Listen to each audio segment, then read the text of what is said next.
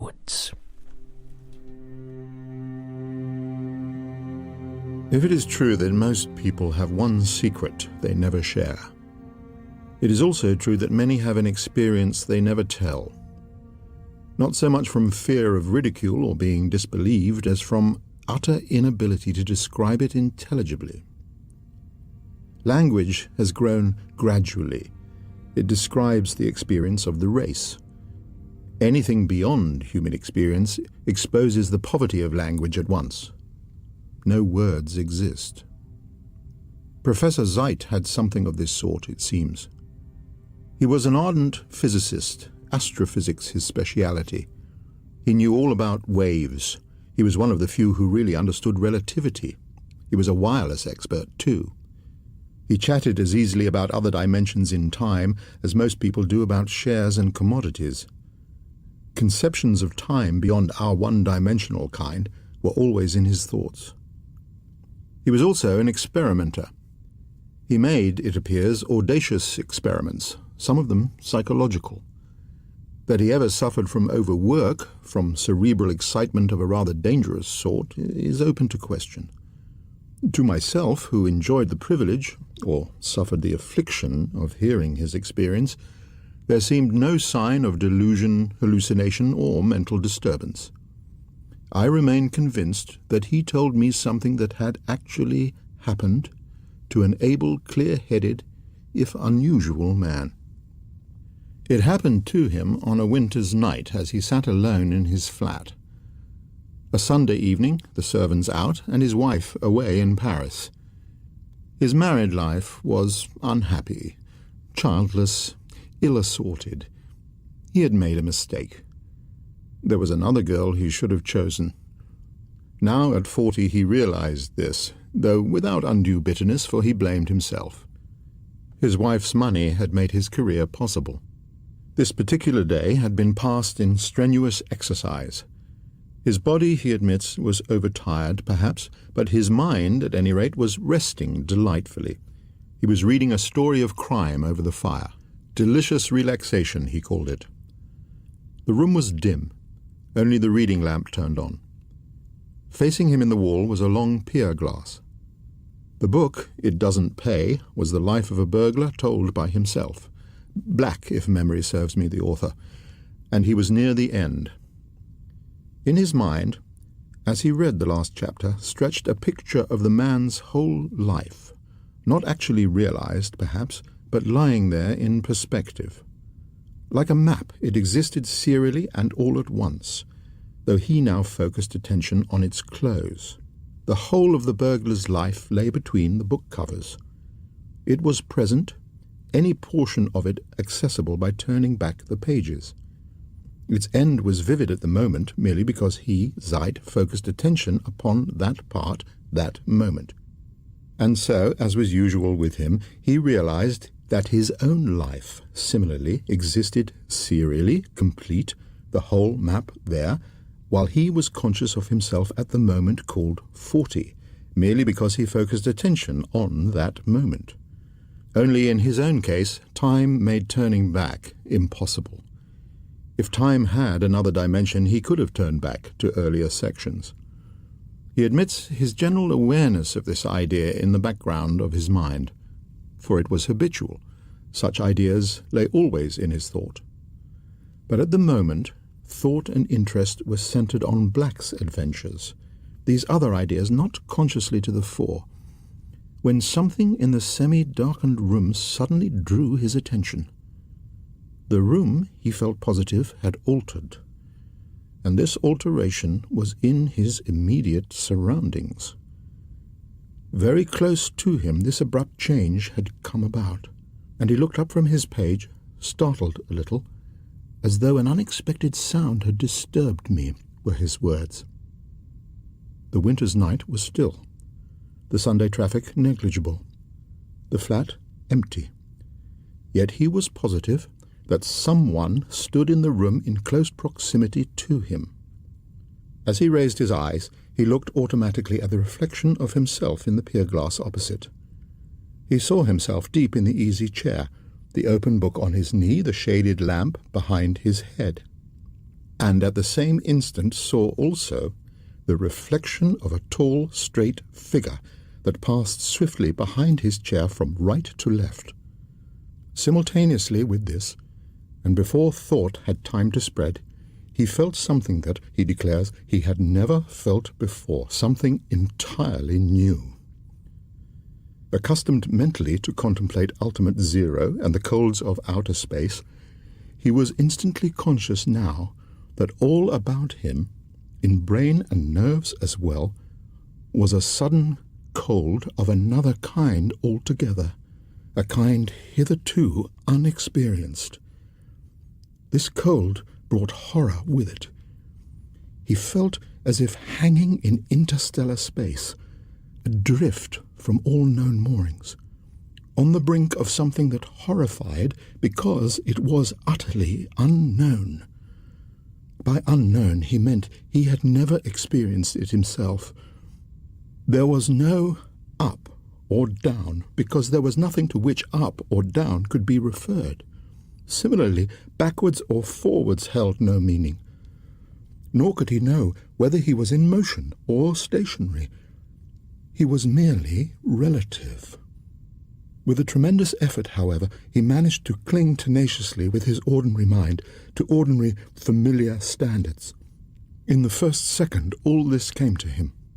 At the same time, he knew that the figure now passing behind his chair would appear in a fractional moment beside or in front of him. And even as he realized this, it happened.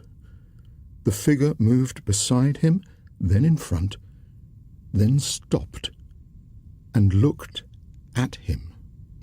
Expecting his muscles somehow to be paralyzed by the shock of unusual fear, and that he would be unable to move, he now found that this was not the case. As he saw the tall, straight figure come to a dead stop in front of him, not 2 feet away, he rose quickly to his feet and faced it. The book fell to the carpet with a thud.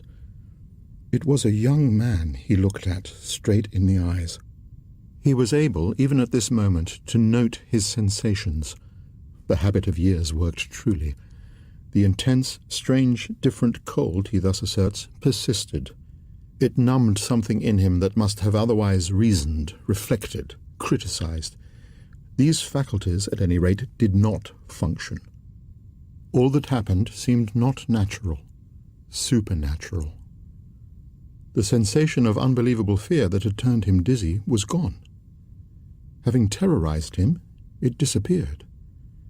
His breath became oddly, immensely accelerated. An idea of death slipped his thought. But all these, passing, left an exhilaration beyond all words. It was under this intensification of consciousness that he then at once began to speak. The figure spoke too. They spoke together. He emphasized this simultaneous utterance, though the spoken words were not always quite identical. "Of course I know you. I know who you are," he said. "You are myself." The figure, a young man in a light summery suit, smiled eagerly. "I was 25 then," said Zeitt. "I am 25, said the other. And, as they uttered together, came all the emotions of troubled love, of doubt, of being drawn in 2 different directions by worldly considerations and by personal inclination, with all the fever of a young man's indecision. "If only I could see ahead," Zeitt heard himself saying, while simultaneously sounded, "If only I could go back." They looked into each other's eyes while uttering the next words, identical words this time. "I exist at that point where my attention is fixed at a given moment. But there's really no need to. I can choose my moment, alter my attention, forwards or backwards. Can't I?" The young figure smiled, a curiously passionate expression in the eyes.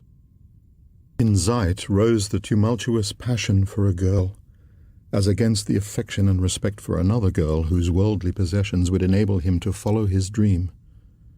"I can go backwards or forwards," both spoke together, "by changing my type of consciousness. It's open. It's here. It's now, both accessible as between the covers of a book. If only I escape from being fixed on a point so stupidly. If only I knew how."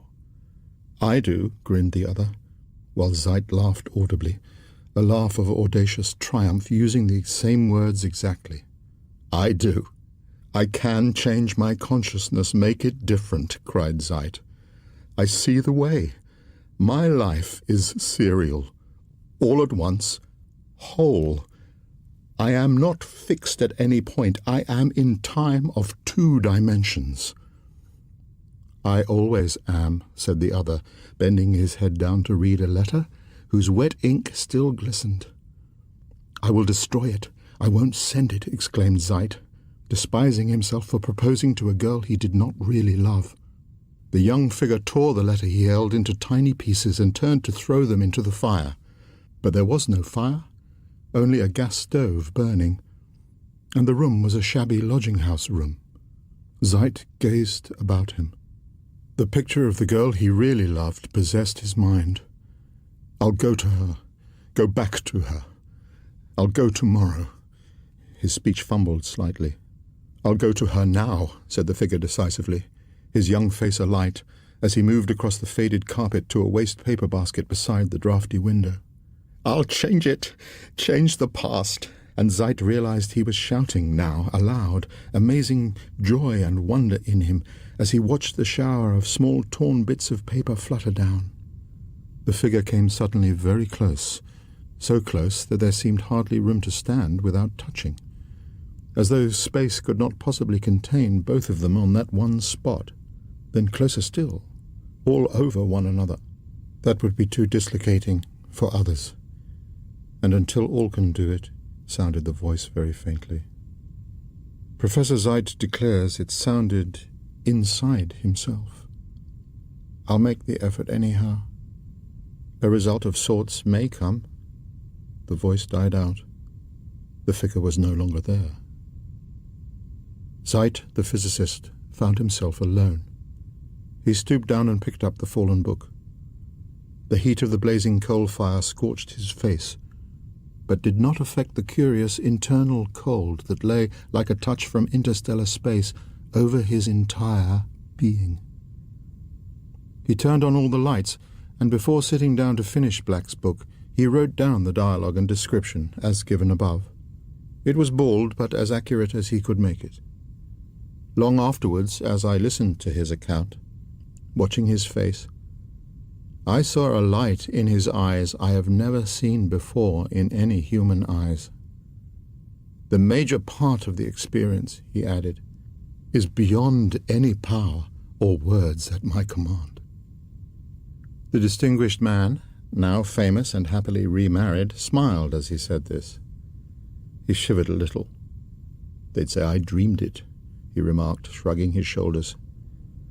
Yet within a few short weeks of the experience, his wife had run off with another man, and Professor Zeitt, finding the girl he loved a widow, had married her.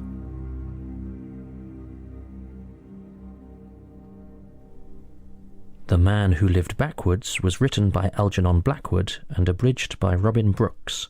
The reader was Matthew Marsh and the producer Clive Brill. It was a Pacificus production for BBC Radio. Well, next week, a man tries to go on holiday but can't forget the details he's heard about a brutal murder, and it's so bad for him it almost takes his mind off the behaviour of the British tourists. That's our final ghost story, The Kit Bag, next time. You're leaving the seventh dimension.